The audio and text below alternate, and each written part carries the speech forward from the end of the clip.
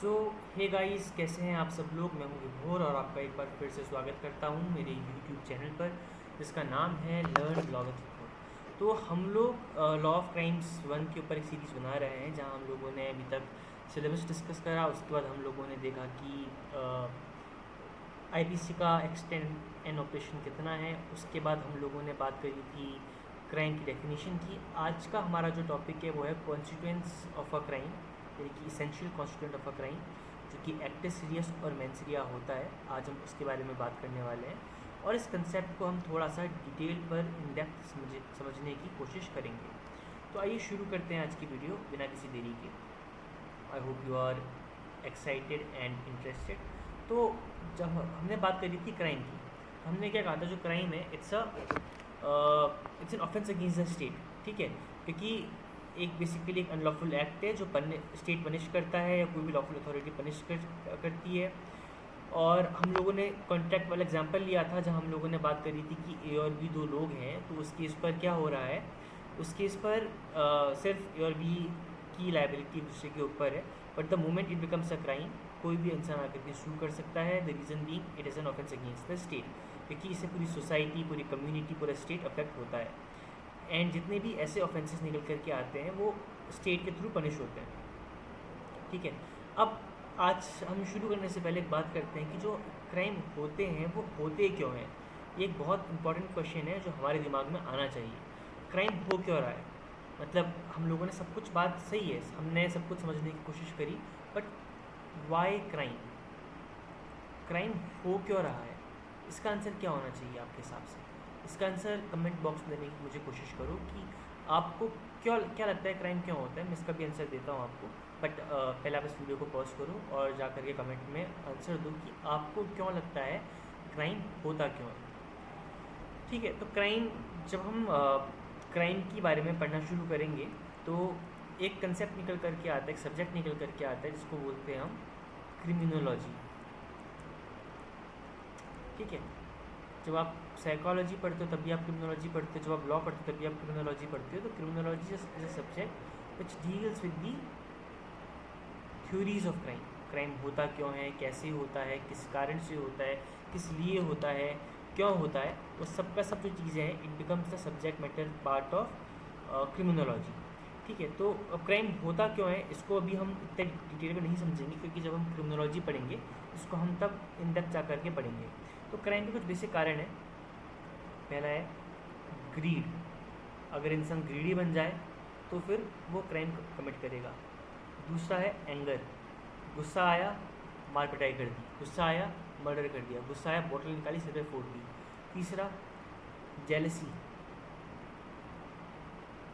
आपने देखा होगा लोग जेलसी के कारण क्या क्या नहीं कर देते हैं। Jealousy, jealousy is also you know what do we call it, reason. Jealousy के अलावा आता है आपका रिवेंज, आपको बदला लेना है। एंड रिवेंज के अलावा निकल करके आएगा आपका ईगो, आपका प्राइड।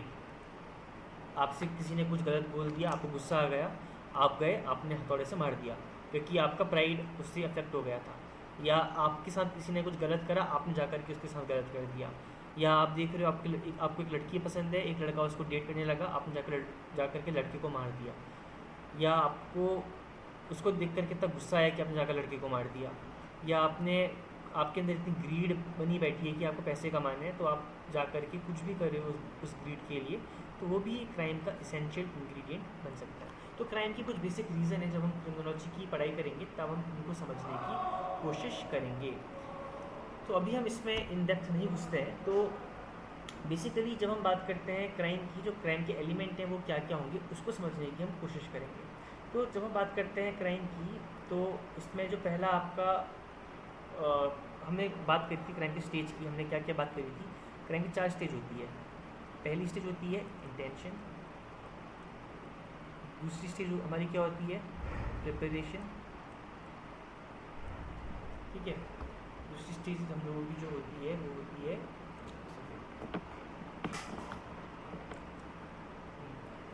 प्रिपरेशन। थर्ड स्टेज हम लोगों की इसमें होती है अटेम्प्ट। फोर्थ स्टेज होती है कमीशन।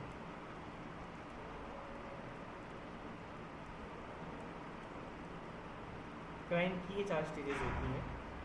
हमने बात करी कि जो 2 स्टेजेस हैं ये पनिशेबल नहीं है। कुछ केसेस में प्रिपरेशन पनिशेबल हो जाता है, बट बाकी तो जो हमारी क्राइम की स्टेजेस हैं ये पनिशेबल है। अटेम्प्ट पनिशेबल मैक्सिमम केसेस पे होता है सेक्शन 511 पर, और कमीशन हो गया तो फिर कमीशन का जो प्रोविजन दे रखा है उसके अंदर जा कर के वो रियलाइज होगा। तो अब हम लोग बात करने वाले हैं कि जो हमारा क्राइम है ये इसका बेसिक फंडा क्या है, राइट। हम लोगों को समझना है कि जो क्राइम के बेसिक कॉन्स्टिट्यूएंट हैं वो क्या है। हम इसेंशियल कॉन्स्टिट्यूएंट की बात कर रहे हैं। क्राइम हो क्यों रहा है, उसके कॉन्स्टिट्यूएंट क्या हैं, कैसे हो रहा है, क्या हो रहा है, हम उसको समझने की कोशिश कर रहे हैं। तो जो क्राइम का पहला कॉन्स्टिट्यूएंट है वो क्या है, कमीशन। आपका कोई क्राइम हो गया जब क्राइम कमिट हो जाएगा, तो जो पहला हमारा इंग्रेडिएंट निकल करके आता है वो निकल करके आता है एक्टस रियस। एक्टस रियस उसको आप समझने एक लैटिन टर्म है एक्टस रियस, जिसका मतलब होता है human conduct, guilty conduct, guilty act, human guilty act. अब मैं आपको बताऊंगा मैंने ह्यूमन वर्ड क्यों यूज़ करा है। वैसे आप सिर्फ अगर गिल्टी एक्ट लेके याद रखो तो बेटर है। Actus reus is basically guilty act, human की नीड नहीं है। एक्टस रियस का बेसिक मतलब होता है गिल्टी एक्ट।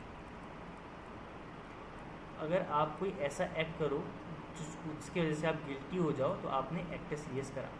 अब मैं जा कर के ए है, ए ने जा कर के बी को थप्पड़ मार दिया। थप्पड़ मारना एक एक्ट है, एक गिल्टी एक्ट है जिसकी वजह से एक गिल्टी हो सकता है। तो ए का बी को थप्पड़ मारना बिकम्स एक्टस रियस, ठीक है। सिमिलरली अगर ए जा कर के बी का मर्डर कर दे तो मर्डर करना बन जाएगा एक्टस रियस। उसके अलावा ए कोई और क्राइम करे, ए कोई और चीज़ करे, जो ए का जो एक्ट है, जो ए का कंडक्ट है, उस कंडक्ट को हम बोल रहे हैं एक्टस रियस। जब तक सिंपल एक्ट है कोई बड़ी बात नहीं, मैं आपको पढ़ा रहा हूँ एक एक्ट है, तो ये गिल्टी एक्ट नहीं, ये सिंपल एक्ट है। But the moment I do something that makes me guilty, अगर मैं आपके साथ कुछ प्लानिंग करने लगूँ कि मुझे बैंक लूटना है, बैंक लूटने के लिए हम ऐसा ऐसा करेंगे, अब मैं यहाँ पर कोई गिल्टी एक्ट कर रहा हूँ क्योंकि हम यहाँ कॉन्स्पिरेसी कर रहे हैं, तो ये गिल्टी एक्ट है। तो एक्टस रियस का मतलब होता है गिल्टी एक्ट, ठीक है। तो हमारा जो पहला इसेंशियल इंग्रेडिएंट है कोई भी क्राइम कमिट करने का वो होता है एक्टस रियस। उसके बाद जो हमारा सेकंड इम्पॉर्टेंट इसेंशियल है वो है MENS mens, REA mens rea. ये है आपका गिल्टी माइंड।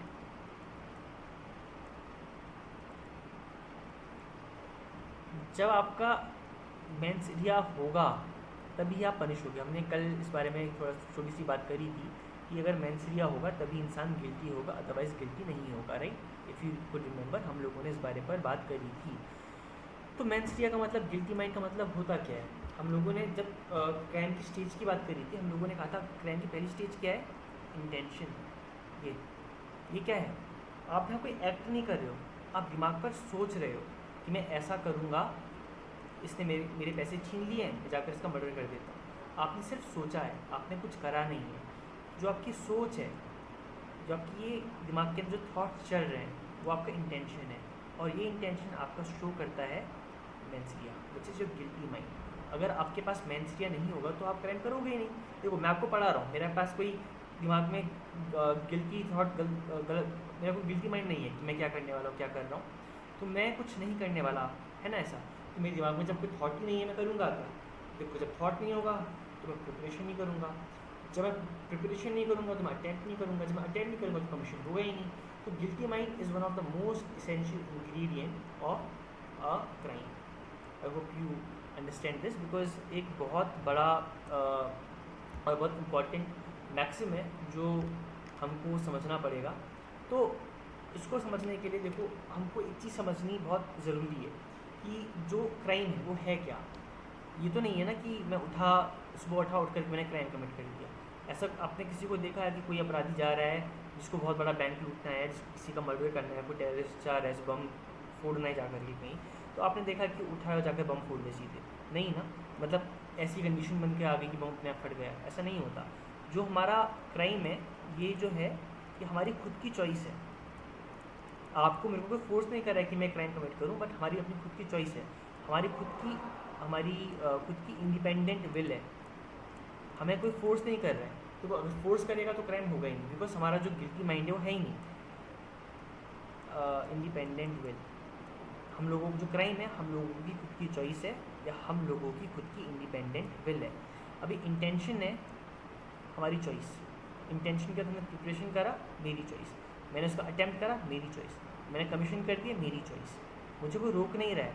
अगर मैं इंटेंशन लेके आऊँ ना तो मेरी चॉइस के हिसाब से, अगर मुझे मेरे दिमाग में कोई थॉट आता है, सपोज़ मेरी एक गर्लफ्रेंड है, वो मुझे चीट करती है, मुझे गुस्सा आ रहा है, मुझे मारना जा करके उसको, ठीक है, मैंने प्लान बनाया, मैं जा करके उसका मर्डर करने वाला फॉर एग्जाम्पल। अब मैंने दिमाग में इंटेंशन आया, नॉट पनिशेबल, सिर्फ थॉट है, बट अब मेरी चॉइस है कि मैं सच में इतना गंदा आदमी बन जाऊँगा कि मैं जाकर उसका मर्डर कर दूँ, क्या मैं उसका मर्डर करूँ, क्या मैं इसका मर्डर नहीं करूँ। तो चॉइस किसके हाथ पर है? मेरे हाथ पर है। अगर मैं ये चूज़ करूँगा तो मैं कुछ नहीं करूँगा, बट अगर मैंने ये चूज़ करा तो मैं प्रिपरेशन करूँगा, कैसे मारना है, क्या मारूँगा, कब मारूँगा, कैसा जहर दे के मारूँगा, गोली देकर मारूँगा, कैसे मारूँगा, है ना। अब ये जो कंसेप्ट है वो आगे बढ़ गया, क्यों? क्योंकि मेरी चॉइस थी, मुझे किसी ने फोर्स नहीं करा कि मैं जाकर के क्राइम के लिए प्रिपरेशन करूँ, मैंने अपने मन में आकर के उसको, अपनी खुद की वॉलंटरी चॉइस लेकर के मैंने मर्डर की बात करी और मर्डर करने का काम करा। आई होप दिस इज़ क्लियर, ठीक है। तो हम लोगों ने मर्डर भी देख लिया, हम लोगों ने मर्डर करने की बात भी कर ली, नॉट मर्डर करने की बात नहीं भी करी। तो बेसिकली हुआ क्या, तो ये मेरा खुद का एक कॉन्शियस चॉइस थी, मुझे किसी ने फोर्स नहीं करा, मेरी खुद की कॉन्शियस चॉइस थी, मैंने खुद के उसमें आकर के ये काम करा, ठीक है। तो मेरी खुद की कॉन्शियस चॉइस थी कि जो मुझे क्रिमिनली लायबल कर सकती है। अगर मैं नहीं सोचता, मैं नहीं करता, कुछ भी नहीं होता, बट मैंने सोचा, मैंने करा, तो मुझे इसकी पनिशमेंट मिलनी चाहिए। आई होप यहाँ तक सब कुछ क्लियर होगा, ठीक है। अब लेट अस से आप कहो कि आपके पास एक बंदूक है, एग्जांपल देके समझाता हूँ, आपके पास एक बंदूक है और आप क्या कर रहे हो कि आपको गुस्सा आता है तो आप लोगों को बंदूक दिखा देते हो। फॉर एग्जांपल आपको जैसे ही गुस्सा आता है, आपके पास एक लाइसेंस्ड गन है, तो हम इसको एग्जांपल और बेटर कर लेते हैं। आपके पास लाइसेंस्ड गन है और इस लाइसेंस्ड गन को आप जब भी रखते हो तो आप इसको हमेशा गुस्सा आते किसी के गले पर या सिर पर लगा देते हो कि वो कुछ बोलेगा मैं गोली मार दूंगा। बट आप क्या करते हो कि आप गन से डराने की जगह आप गन को लोड करके लगाते हो, आप गन को लोड करते हो और फिर दिमाग पर लगा देते हो। अगर आप लोड नहीं करते कुछ नहीं होता, इंसान तभी डरेगा, बंदूक देख करके हर कोई घबराता है। बट आपने अब क्या करा, आप यहाँ पर को घबरा नहीं रहे हो, आप यहाँ पर कोई नया काम कर रहे हो, आप यहाँ पर को जो कर रहे हो, आप यहाँ पर को बेसिकली लोडेड गन लेकर के आ रहे हो जिससे कोई बंदा मर सकता है। आपकी बंदूक खाली हो, कुछ नहीं होगा, आप सिर्फ डराने का काम यूज़ नहीं कर रहे हो, आपने गन लोड कर रखी है और आप सिर पर रख रहे हो। तो अगर बाई चांस कोई एक्सीडेंट से, सपोज़ आपने से बंदूक दिखाई बट बी ने आकर के आपका हाथ में धक्का दे दिया, जिससे ट्रिगर दब गया और गोली चल गई, तो उस केस पर अब लायबल कौन होगा? बी जिसने आपको धक्का दिया या आप जिसने बंदूक सिर पर रखी थी? देखो, अगर आप ये पी लो कि मैंने बंदूक सिर पर रखी थी, मैं ऐसा करता हूँ लोगों को डराने के लिए, क्योंकि मुझे जब गुस्सा आता है, डर कोई मुझे परेशान करता है, मैं उसको डराता हूँ इस तरीके से, मेरी आदत है। बट पहली बार बी ने आकर के मुझे धक्का दिया और ट्रिगर दब गया, जिससे सी मर गया, ठीक है। अगर हम ये एग्जांपल लेकर के चलते हैं, ए ने सी का मर्डर कर दिया बंदूक चला करके, क्योंकि बी ने ए को धक्का दे दिया था, तो बी के धक्के की वजह से यहाँ पर को मर्डर हुआ है। तो क्या बी लायबल है, ये ए लायबल है? इसका आंसर भी आप पॉज करके कमेंट बॉक्स में देने की कोशिश करो, ठीक है, क्योंकि आपका जो सेंस ऑफ थिंकिंग है वो डेवलप होगा। अब हमने कहा कि ए ने सी का मर्डर करा क्योंकि बी ने ए को धक्का दिया। अगर बी ए को धक्का नहीं देता तो ए से गोली नहीं चलती। ए कह रहा है कि मुझसे जो हुआ वो एक्सीडेंट हुआ, क्योंकि अगर बी मेरे को धक्का नहीं देता मैं गोली नहीं चलाता। और बाकी जो लोग हैं डी ई एफ, वो सब ने कहा कि हाँ ए ने हमारे सिर पर बंदूक फेंकी थी हमको डराने के लिए, ए की आदत है। तो क्या ए ये प्ली ले सकता है? Now the question that will come before you, इसका आंसर मैं आपको देता हूँ। इसका आंसर आपको ये मिलेगा कि जब हम लोगों ने बात करी थी बंदूक की और इन सब चीज़ की, तो ए ने अपनी कॉन्शियसनेस पे रहते रहते गन को लोड करा था। गन को लोड करना वो ए की चॉइस थी, किसी ने ऐसे कहा नहीं तो बंदूक को लोड कर। ए अगर चाहता बुलेट अलग रखता और उसे बंदूक निकाल के रखता, अगर ये चाहता तो बंदूक में बुलेट होने के बाद गन को लोड नहीं करता, उसने उनको लोड भी करा। भाई आप लोड क्यों कर रहे हो? आपको डराना है, आप बंदूक दिखाओ ना, आप लोड क्यों कर रहे हो? जो लोड करने का काम ए ने करा है तो उसके लिए ए फिर लायबल होगा। फिर ए को लायबल होने से कोई भी नहीं बचा सकता, ठीक है, क्योंकि अब ए ने खुद की अपनी पर्सनल चॉइस पे रहते रहते खुद की कॉन्शियसनेस पे आकर के एक वॉलंटरी एक्ट करा है, तो ए विल बी लायबल। तो जब हम बात करते हैं कोई भी क्राइम की, तो एक सबसे इंपॉर्टेंट चीज़ आपको जो ध्यान में रखनी पड़ेगी लाइफ टाइम, या आपकी लाइफ टाइम काम आएगी, वो ये है कि जो आपका प्रोसिक्यूशन है, देखो जब हम कोई सिविल काम करते हैं तो उसमें दो पार्टीज़ होती हैं, ठीक है। जब भी वो केस निकल करके आएगा उसमें दो पार्टियाँ होंगी, दो या दो से ज़्यादा पार्टियाँ होंगी, ए वर्सेस बी, तो स्टेट वर्सेस बी। जब स्टेट निकल करके आता है या आर वर्सेस बी या एम्पर वर्सेस बी, जो स्टेट आर वगैरह है ये बेसिकली बताता है कि ये जो केस हुआ है गवर्नमेंट ने करा है, मतलब एक क्रिमिनल केस है। तो जब भी क्रिमिनल केस होता है तो प्रोसिक्यूशन जो है वो आपको आकर के प्रोसिक्यूट करता है। अब हमारा जो देश है, जिस सिस्टम पर हमारा देश काम करता है, वो है a person is to be believe innocent until proven guilty. A person is innocent until proven guilty. इसको याद रखना हमेशा, a person is innocent until and unless he is proven guilty. एक बंदा तब तक के लिए इनोसेंट है जब तक उसको आप गिल्टी प्रूफ नहीं कर दोगे, ठीक है। आई वो रिकॉर्डिंग हो रही है, चेक कर लेता हूँ एक बार, हो रही है। So a person is innocent until proven guilty. अभी प्रोसिक्यूशन ने गिल्टी करने की बात आपके साथ कर दी। अब जब प्रोसिक्यूशन क्राइम इस्टेब्लिश करेगा तो प्रोसिक्यूशन को जो क्राइम की बेसिक इंग्रेडिएंट हैं, जो क्राइम की बेसिक इसेंशियल्स हैं, उनको प्रूफ करना पड़ेगा, उनको ब्रेक डाउन करना पड़ेगा और beyond the reasonable doubt proof करना पड़ेगा। बियॉन्ड रीजनेबल डाउट, अगर हल्का सा भी रीजनेबल डाउट हो कि हाँ इसने ये काम नहीं करा हो सकता है, तो कोर्ट को उस आदमी को अक्विट करना पड़ेगा। अगर prosecution beyond reasonable doubt proof कर देता है, only then will the person be consider guilty, otherwise not guilty. अब बियॉन्ड द रीजनेबल डाउट का मतलब क्या है, मैं आपको समझाता हूँ। आपके दिमाग में कुछ शक बचेगा ही नहीं कि हाँ आप कंप्लीटली श्योर हो, जज कंप्लीटली श्योर है जो मर्डर हुआ है वो ए नहीं करा है, बी नहीं करा है, या जिसने भी करा है उसने करा है।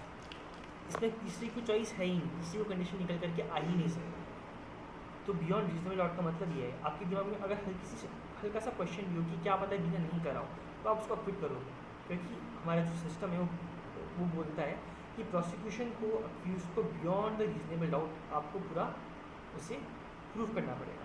अगर आप हल्का सा डाउट दिखा करके भी दिखा देता है कि उसमें डाउट है, मैं था ही नहीं, मैसेज मैंने सेंड नहीं करा था, मैसेज नहीं निकल करके आ रहा है, मेडिकल रिपोर्ट में नहीं निकल करके आ रहा है, कुछ डाउट्स क्रिएट कर दे ऐसे कि हाँ उसने वो क्राइम नहीं करा हो सकता है, तो कोर्ट को उसको अक्विट करना पड़ेगा, उसे रिहा करना पड़ेगा, बाइज्जत बरी करना पड़ेगा।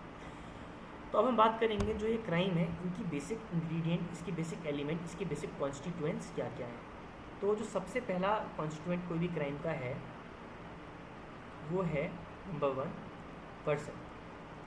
अब पर्सन से मेरा मतलब, देखो मैं यहाँ पर को वर्ड यूज़ कर सकता था ह्यूमन भी, क्योंकि जो ह्यूमन है सिर्फ वही क्राइम कर सकता है। अब अगर हम बात करें 19वीं सेंचुरी से पहले की, तो 19वीं सेंचुरी से पहले क्या होता था, 19वीं सेंचुरी से पहले अगर कोई बंदा जा कर के, मतलब अगर कोई सपोज दैट से कोई डॉग है, एक डॉग ने एक आदमी को दांत काट दिया, डॉग ने बाइट कर दिया, उस केस में डॉग लायबल होता था, डॉग को पनिशमेंट मिलती थी। एक टाइम पे हमारे पास ऐसा कंसेप्ट भी था, बट उसके बाद हम जब धीरे धीरे इवॉल्व हुए, हम लोगों ने जो इसके ओनर थे उनके ऊपर ये लाइबिलिटी डाली कि अगर आपको डॉग काटेगा तो आप उसके लिए रिस्पॉन्सिबल होगी, आपके घोड़े ने लात मारा तो आप रिस्पॉन्सिबल होगी, ओनर रिस्पॉन्सिबल होगा।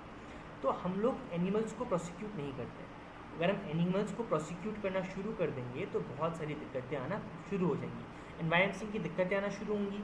बिकॉज अगर आपको कुत्ते ने आपको काटा है, आपको ग्रीवियस हर्ट कॉज करिए, तो कुत्ते को तो आप जेल डाल नहीं सकते हो, आप करोगे क्या, कि आप उसे मारोगे, ये बंद कर दोगे, जो आपने कुत्ते को बंद कर दिया। जैसे कितने कुत्तों को आप बंद करते चलोगे, कितने जानवरों को आप बंद करते चलोगे। बाघ आया, ये टाइगर आया, लायन आया, उसने आकर किसी को मार के खा लिया, उसका काम खाना है। अब अगर आप बात करोगे कि एनिमल्स भी लायबल होंगे, तो अगर एक बाघ आकर के किसी कुत्ते को मार जाए तो उस केस में क्या बाघ लायबल होगा? ये कॉमन सेंस से पूछने वाली बात है। तो उस हिसाब से एनिमल्स को यहाँ से हमने एक्सक्लूड कर दिया। एनिमल्स के ऊपर आईपीसी लागू नहीं होती है, एनिमल्स के ऊपर लायबिलिटी नहीं बनती है। तो पहला जो रिक्वायरमेंट है वो है कि पर्सन होना चाहिए।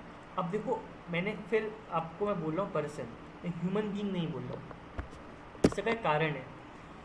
तो ये चीज़ दे रखी है सेक्शन 11 पर आईपीसी की ही। अब अगर सेक्शन 11 जब हम पढ़ेंगे जनरल एक्सप्लेनेशन पर तब हम इसको कवर करेंगे, बट तब तक के लिए आप समझो दो टाइप के हो सकते हैं।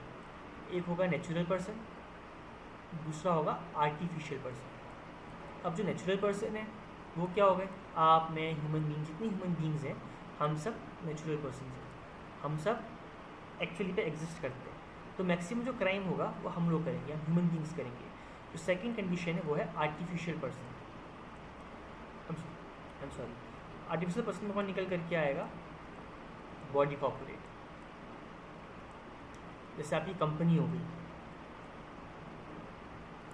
ठीक है, आपकी पार्टनरशिप फर्म हो गई, आपकी गवर्नमेंट की बॉडी हो गई, आपकी कोई टेररिस्ट ऑर्गेनाइजेशन हो गई। तो बेसिकली जो बॉडी ISIS, आपने सुना होगा ISIS, ये क्या है? एक ऑर्गेनाइजेशन है, एक आदमी का नाम ISIS नहीं है। Dawood Ibrahim, he is human being, ये नेचुरल पर्सन है। ISIS artificial person. अब बॉडी कॉर्पोरेट का मतलब क्या? देखो, बॉडी कॉर्पोरेट कब बनती है? जब उसको आप गवर्नमेंट लीगल पर्सन का मान्यता दे देती है। अगर गवर्नमेंट बोलेगी हाँ this is a legal person, इसको हम एक फिक्शनल पर्सन मान लेते हैं, इसको हम लीगल कंसिडर करना शुरू कर देंगे, तो it becomes a body corporate. जैसी बॉडी कॉर्पोरेट कोई चीज़ बन जाती है तो देन दे आर लिविंग, वो अपने सेंस पर लिविंग है, वो पर्सन है।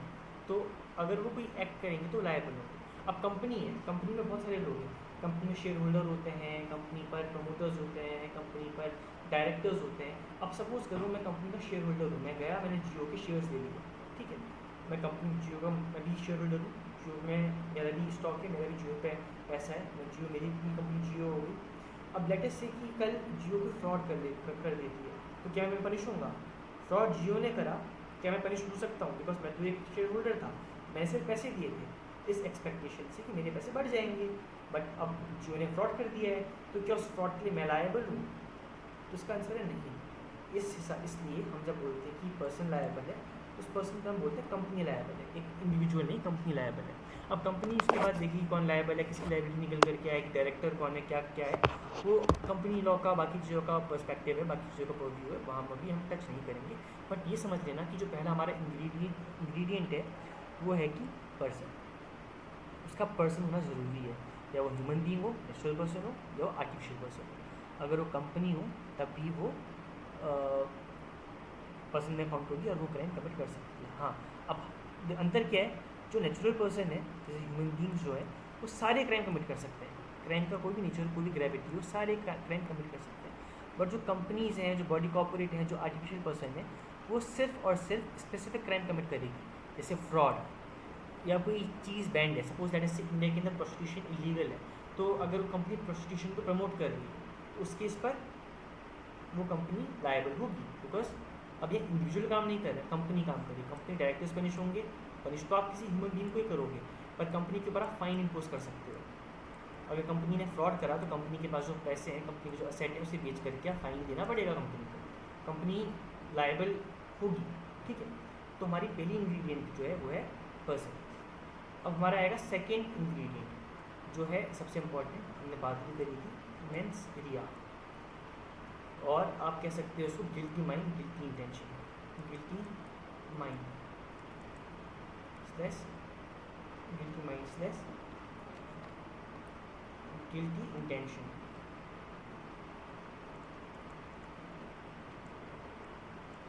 ठीक है, माइंड और इंटेंशन ये हम यहाँ कवर करेंगे। तो मेंस रिया क्या है? Mains Riya is guilty mind और गिल्टी इंटेंशन, ठीक है। Mains Riya is guilty mind और गिल्टी इंटेंशन। तो अब हम जब बात करें मेंस रिया की, तो मेंस रिया क्या होता है?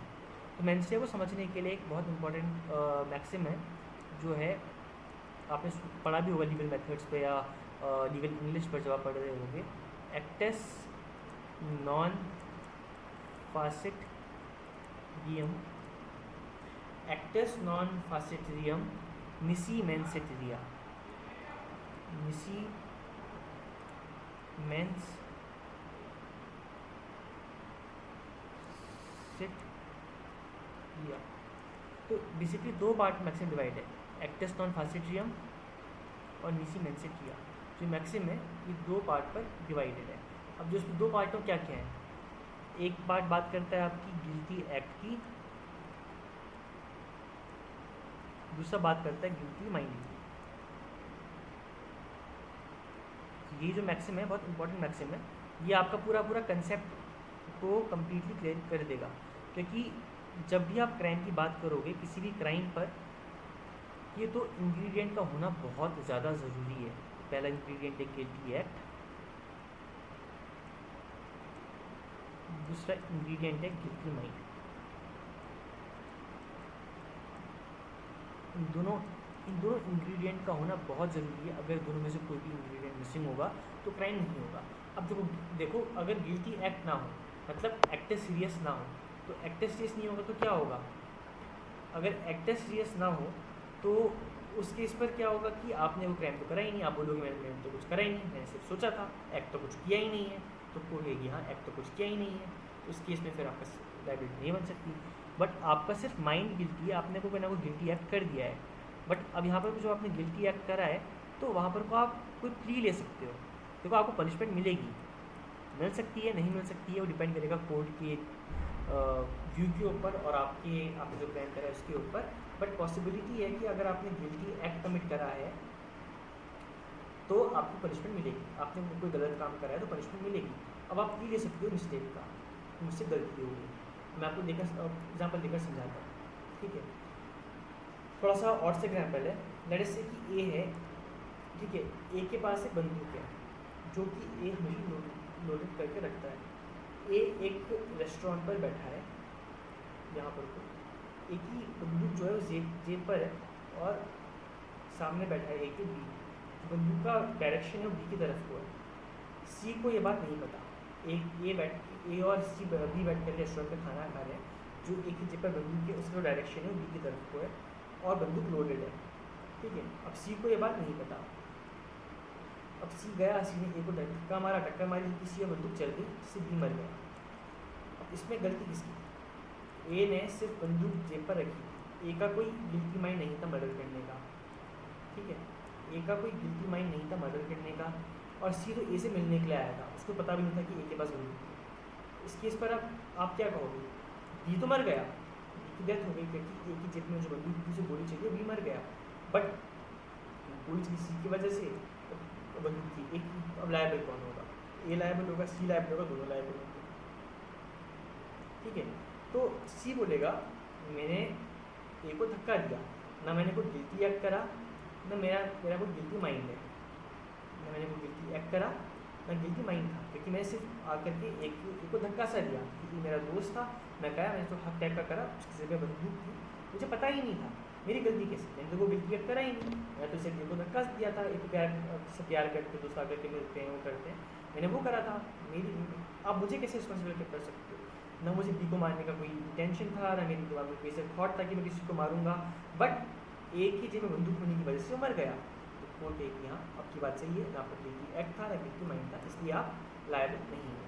बट अब ए अगर कहेगा कि मेरा कोई इंटेंशन नहीं था, तो कोर्ट कहेगी चलो आपका कोई इंटेंशन नहीं था, वरना आप खुद मार देते, अब बंदूक निकाल कर डरा के धमका के मार देते। आपने नहीं करा, आपका गिल्टी माइंड नहीं था, बट आपने घूम फिर करके एक गिल्टी एक्ट कमिट कर दिया। ये तो आपने कमिट कर रखा, इसके लिए आप रिस्पॉन्सिबल हो।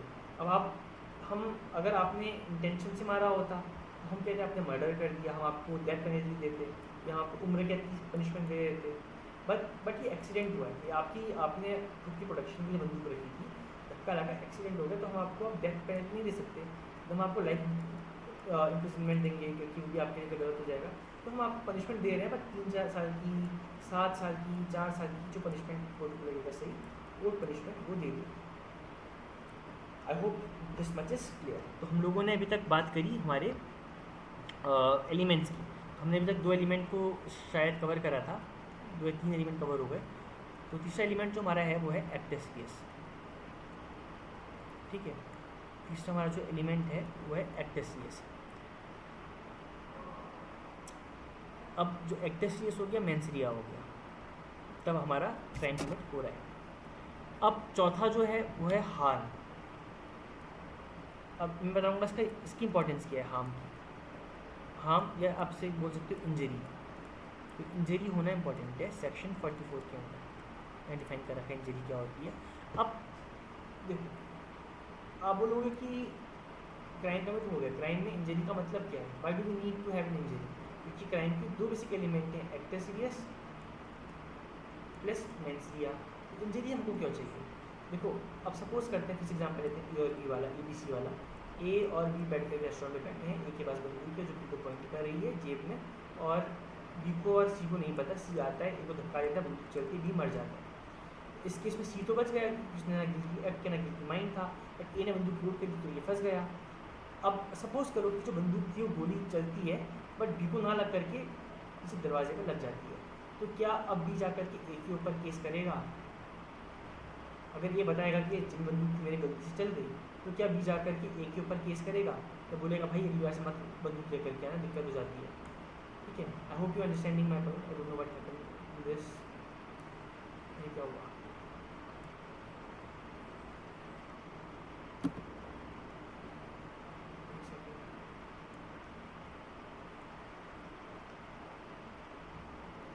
कुछ गड़बड़ होगी, टेक्निक बैक करता हूँ।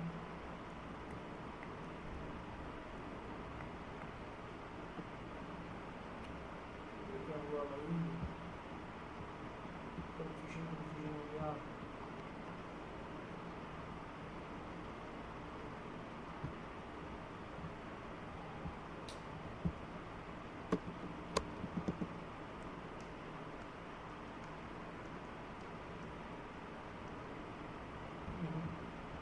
डिफ़ॉल्ट आ गया है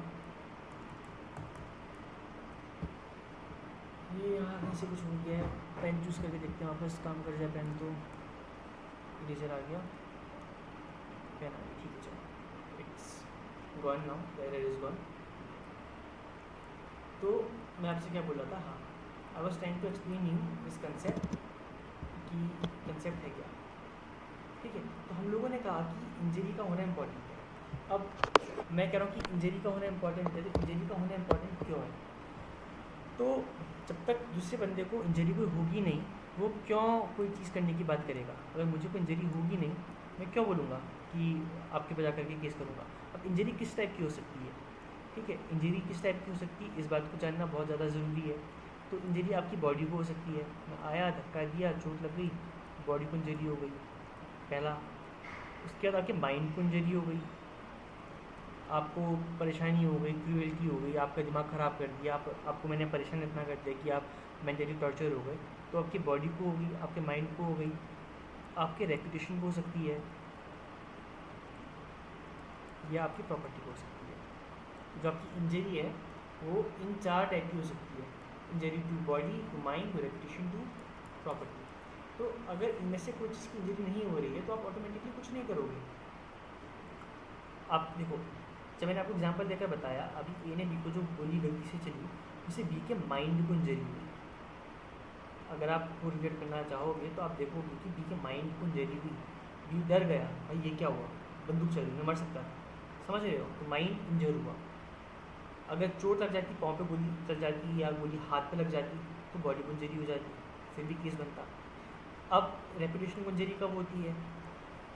रेपुटेशन को इंजरी तब होती है जब सपोज करो कि राहुल गांधी का मैं बात करी थी, एग्जाम्पल दिया था कि सब मोदी चोर क्यों होते हैं वाला एग्जाम्पल राहुल गांधी ने बोला था, उसके ऊपर उनको पनिशमेंट मिली थी, कन्विक्शन उनका हुआ था नीचे लोअर कोर्ट से। तो वो जो कन्विक्शन हुआ था वो क्या हुआ था, उन्होंने क्या बोला, उन्होंने कहा जो मोदीज़ हैं उनकी रेपुटेशन को डैमेज हुआ है। प्राइम मिनिस्टर की और जितने बाकी मोदीज़ हैं देश के अंदर, राहुल गांधी की स्टेटमेंट से सबकी रेपुटेशन डैमेज हो गई, इंजरी हुई है, इसलिए हमको रेमेडी चाहिए। इंजरी नहीं हुई, हम रेमेडी नहीं मांगते, बट उनकी उस बात से इंजरी हुई है इसलिए हमको रेमेडी चाहिए। लास्ट आता है प्रॉपर्टी को।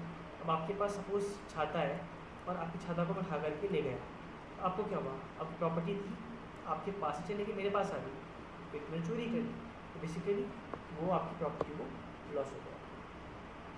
तो बेसिकली ये 4 हम लोगों के कंसेप्ट निकल करके आते हैं जब हम बात करते हैं हमारे इंग्रेडिएंट ऑफ क्राइम। दो मेन इंग्रेडिएंट हैं जो आपको मैं याद रखना है हमेशा। बाकी आप अगर इंजरी को, ठीक है, हमने क्या बात करी, अगर आप इंजरी को और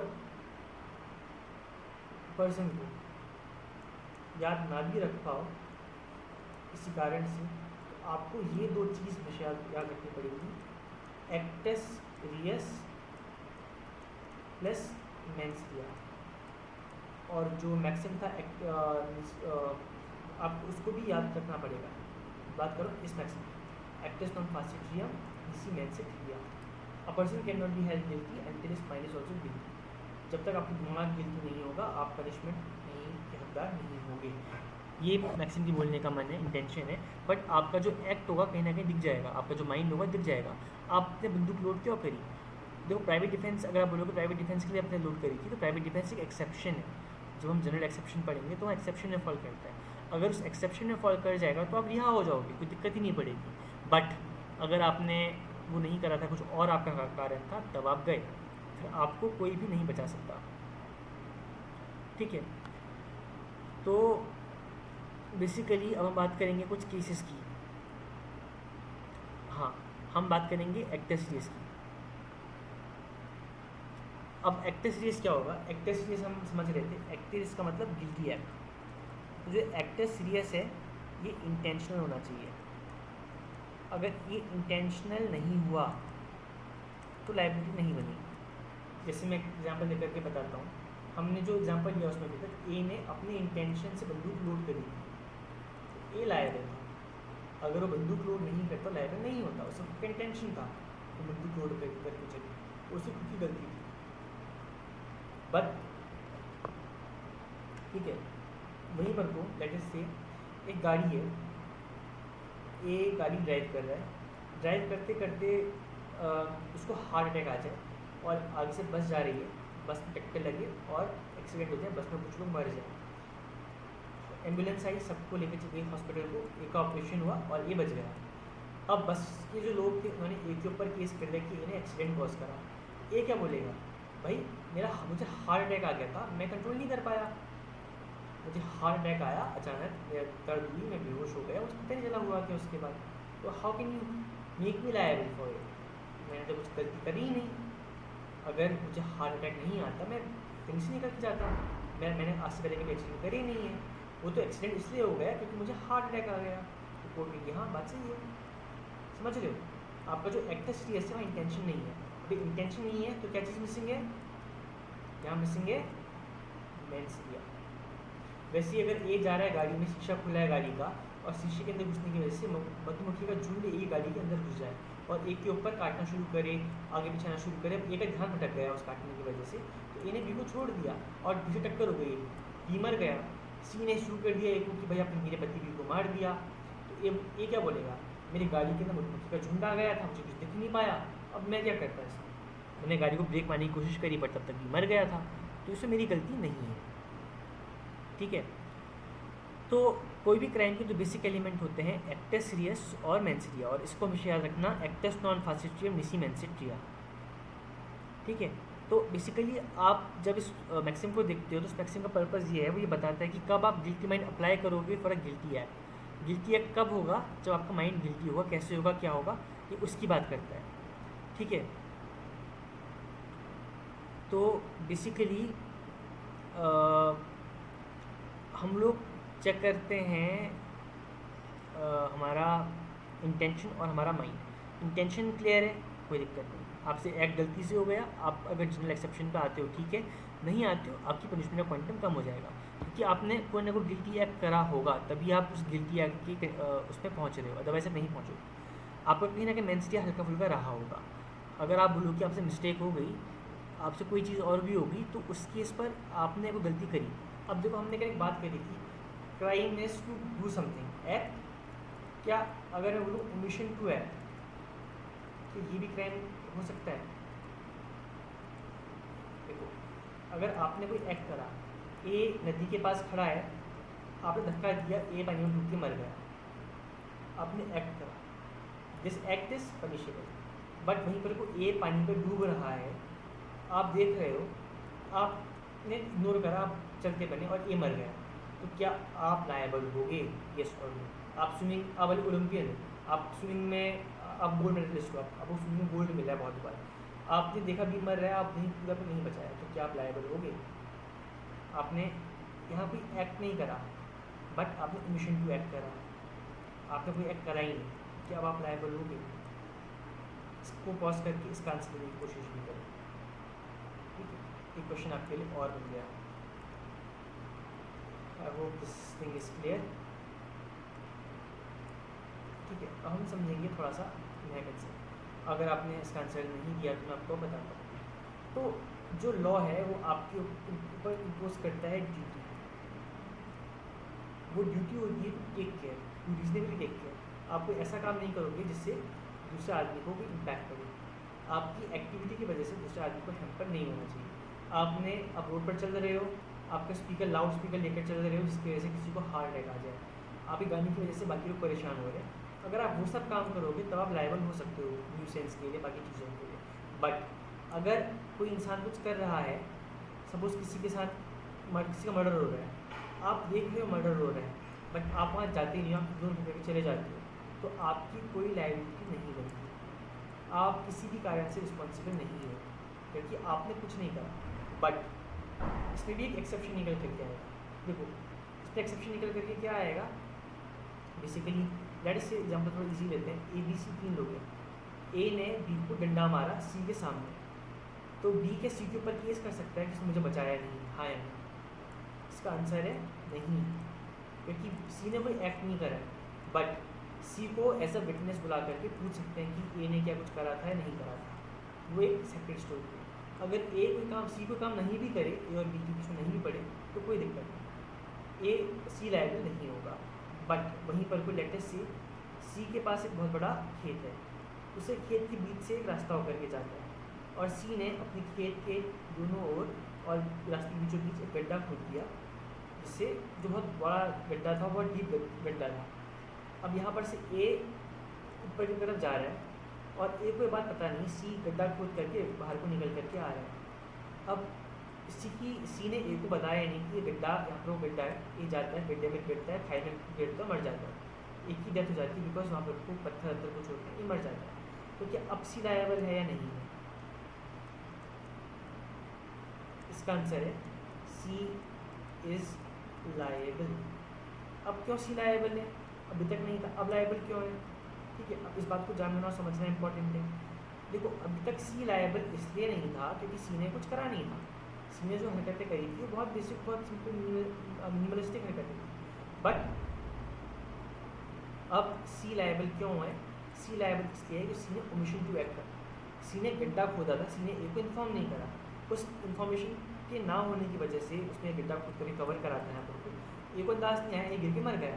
अब गड्ढा किसने खोदा था? देखो आपने ओमिशन टू एक्ट यहाँ पर को करा, आपने A को ना बता करके ओमिशन करा, बट आपने यहाँ पर कोई एक्ट करा था, आपकी एक्ट की वजह से ही डैमेज हो रहा है। अगर आपने वहाँ C को बता दिया होता है मैंने गड्ढा खोदा है, कहीं से जाना, गिरना मत, तो आपकी ड्यूटी खत्म हो जाती। बट अगर आपने नहीं बताया, आप जा रहे हो, तो ये शो करता है आप गिल्टी है, आपने गिल्टी एक्ट करा, आपने गड्ढा खोदा ही, वो गिर के मरेगा, वो आपका इंटेंशन शो करेगा, वो आपका मेंसिया बन जाएगा, समझ रहे हैं? तो इस केस पर C लायबल हो जाएगा। ये बहुत इजी एग्जांपल लेकर के मैंने आपको समझाने की कोशिश करी।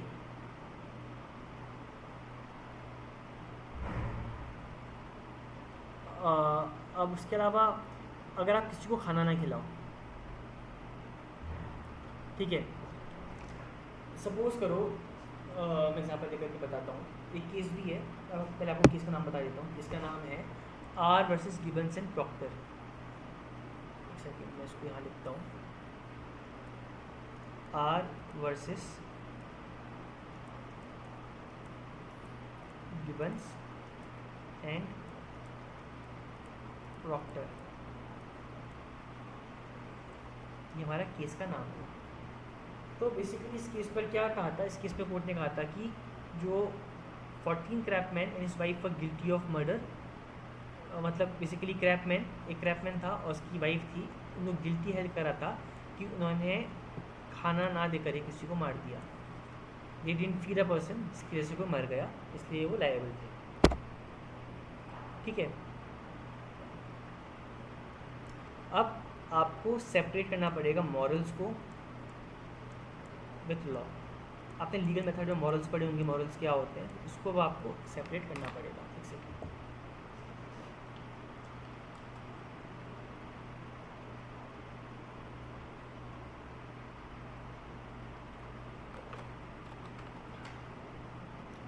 हाँ, तो कहाँ थे हम लोग। मॉरल्स को आपको लॉ से सेपरेट करना पड़ेगा। क्यों करना पड़ेगा, कैसे करना पड़ेगा, ये समझते हैं। ठीक है, तो आपके कुछ मॉरल्स हैं और जो आप अपने दिल से किसी को खाना खिला रहे हो। अब रोज़ आपके वहाँ पे लोग खाना खाने आते हैं, आप एक महीने के लिए बाहर चले जाते हो, वो बंदा भूख से मर जाता है और उसकी जो फैमिली होती है वो आपके ऊपर केस कर देती है कि आपने उसको खाना नहीं खिलाया इसलिए मर गया। तो क्या वो लाइफ एक वैलिड केस होगा? नहीं होगा। आप यहाँ बोलोगे मैं जो कर रहा था मॉरल के अंडर कर रहा था, मेरा ऑब्लिगेशन नहीं था, मेरी कोई ड्यूटी नहीं थी, मेरा कोई एक्ट नहीं था ना खाना ना खिलाने का, मैं सिर्फ मॉरल से जो काम कर रहा था। तो आपको मॉरल्स को लॉ से सेपरेट करना पड़ेगा।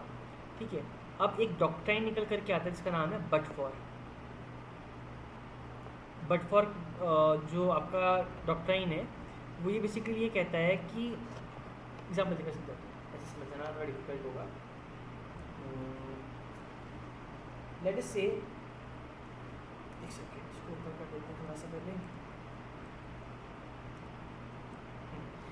लेट अस से हमारे पास एक बंदा है ए, एक बंदी है बी, एक बंदा है बी, दो लोग ए और बी। ए को बी से नफरत है, ए हेट्स बी। तो ए ने क्या करा, ए ने बी के खाने पर मिला दिया पॉइजन।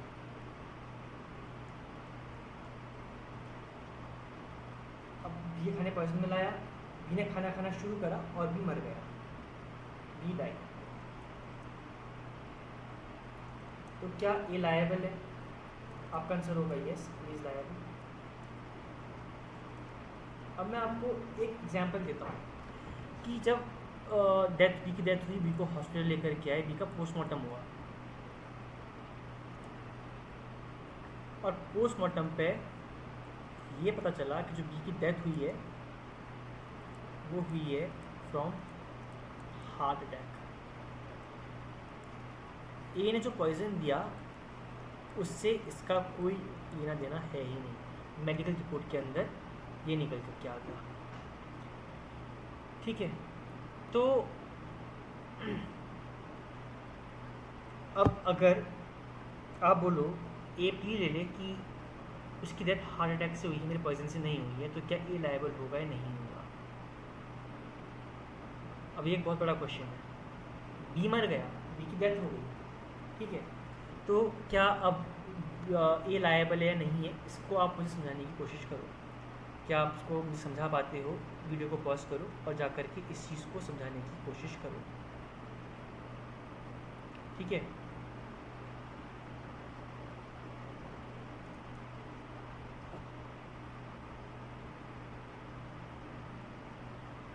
अब क्या है इसका आंसर, मैं आपको बता देता हूँ। इसका आंसर ये है कि ए ने बी को जहर दिया, ए के पास गिल्टी माइंड था। सेकंड, ए ने गिल्टी एक्ट करा। थर्ड, ए एक पर्सन है और बी को इंजरी कॉज हुई। अब भले वो इंजरी जो हार्ट अटैक आया वो इस एक्ट की वजह से आया नहीं आया, एक अलग क्वेश्चन है, ये एक डिबेटेबल क्वेश्चन है, आया नहीं आया। बट जो क्राइम की मैंने आपसे क्या कहा था, इन दोनों को आप इग्नोर कर सकते हो इक्वल के लिए, बट इनको आप इग्नोर नहीं कर सकते हो। जहाँ पर को भी ये दोनों चीज़ मिल जाएंगी वहाँ पर को क्राइम कमिट हो जाएगा।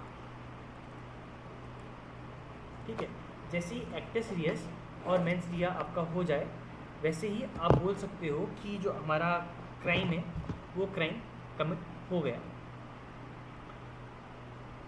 तो जब हम बात करते हैं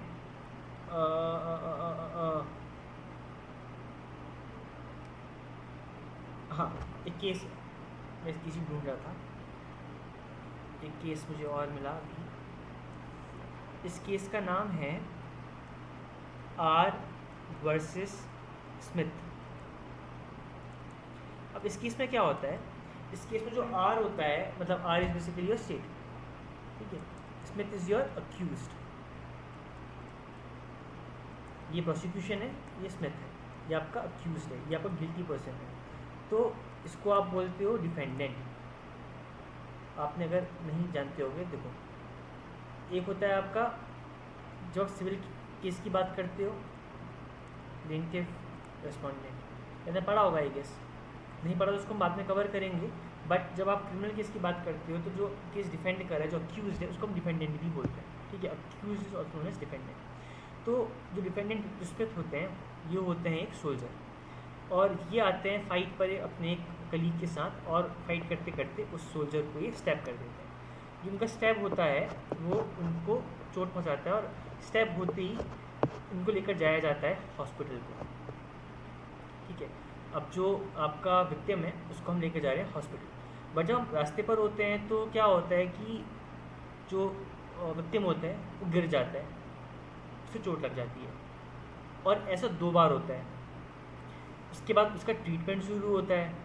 तो वो जब ट्रीटमेंट करते हैं, तो जो डॉक्टर जब ट्रीटमेंट कर रहा होता है, वो उसके लंग्स को चेक नहीं करता जहाँ एक्चुअली पंक्चर हुआ होता है, वो उसको गलत ट्रीटमेंट कर देता है, और उस गलत ट्रीटमेंट करने की वजह से जो विक्टिम है वो मर जाता है। तो अब इसके बाद जब उसके बाद पोस्टमार्टम वगैरह होता है, तो सब चीज़ निकल करके बाहर आती हैं कि 2 बार वो गिरा, और गिरने की वजह से उसको और चोट लगी, उसका और खून अंदर अंदर बहना शुरू हुआ, और जो डॉक्टर था उसने उसका ट्रीटमेंट जब करा तो अच्छे से नहीं करा, लंग्स को इग्नोर कर दिया, जिसकी वजह से वो धीरे धीरे करके मर गया। जब दूसरे डॉक्टर ने उसके ऊपर चेक करा, तो उसने देखा कि अगर दूसरा डॉक्टर तमीज़ से उसका ऑपरेशन करता तो वो बच जाता, ठीक है। तो अब जब दूसरे डॉक्टर ने स्मिथ को ये बात बताई कि ऐसा होता, तो स्मिथ ने कोर्ट में जा कर के अब ये प्ली ले ली। स्मिथ कोर्ट में गए, स्मिथ ने कोर्ट में कहा कि मैंने जो विक्टिम है ए, उसको स्टैब करा, उसकी छाती पे मैंने छुरा घोंपा, बट उसकी जो डेथ हुई है वो इसलिए हुई है क्योंकि उसको प्रॉपर मेडिकल ट्रीटमेंट नहीं मिला। अगर उसको प्रॉपर मेडिकल ट्रीटमेंट मिल जाता और उसे 2 बार गिराया नहीं जाता, तो वो बच जाता।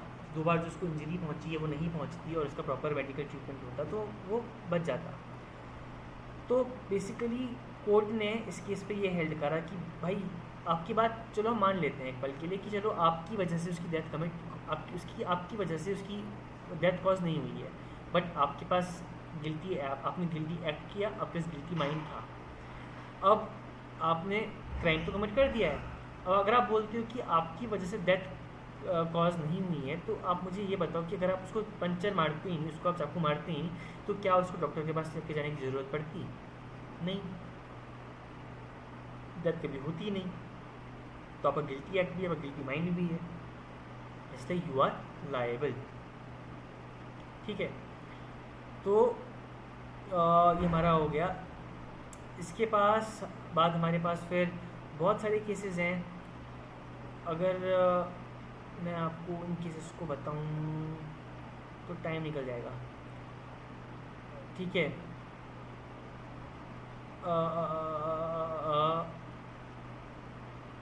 हाँ, इसमें एक इम्पॉर्टेंट केस मैं आपको लिख के बता देता हूँ एक बार, जो केस बहुत ज़्यादा इम्पॉर्टेंट है। तो सबसे पहला जो इम्पोर्टेंट केस है,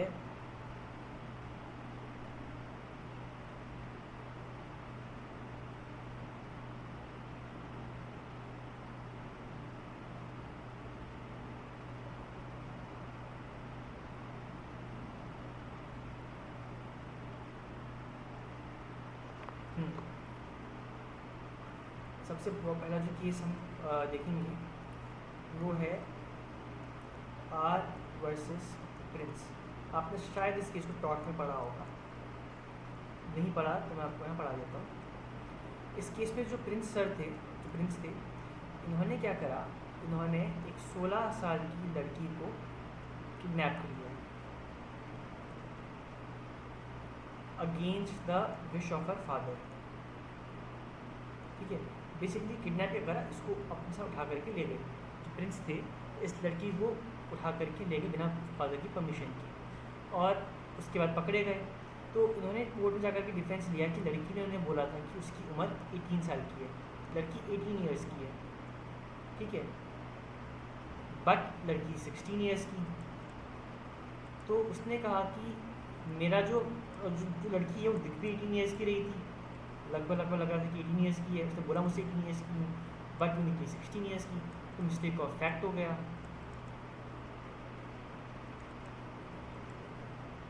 this is mistake of fact.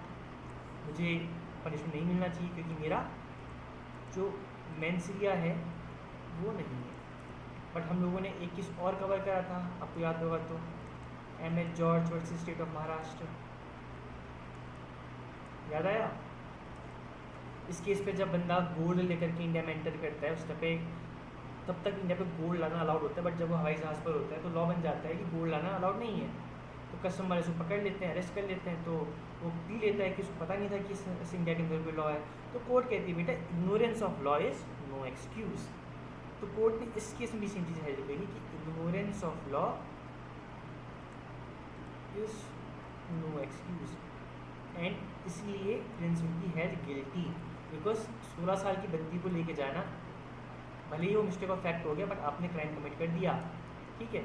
तो ये उनका इंटेंशन निकल करके आ गया।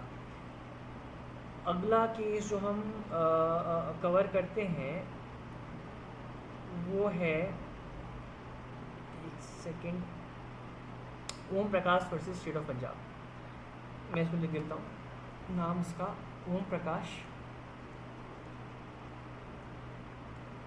Versus state of Maharashtra. इस केस में जो ओम प्रकाश सर हैं उन्होंने अपनी पत्नी को खाना देना बंद कर दिया। ही स्टॉप फीडिंग हिज वाइफ, अपनी पत्नी को भूखा रखना शुरू कर दिया, खाना नहीं दिया। खाना ना खाने की वजह से पत्नी की डेथ हो गई। तो क्या ये लायबल है या नहीं है?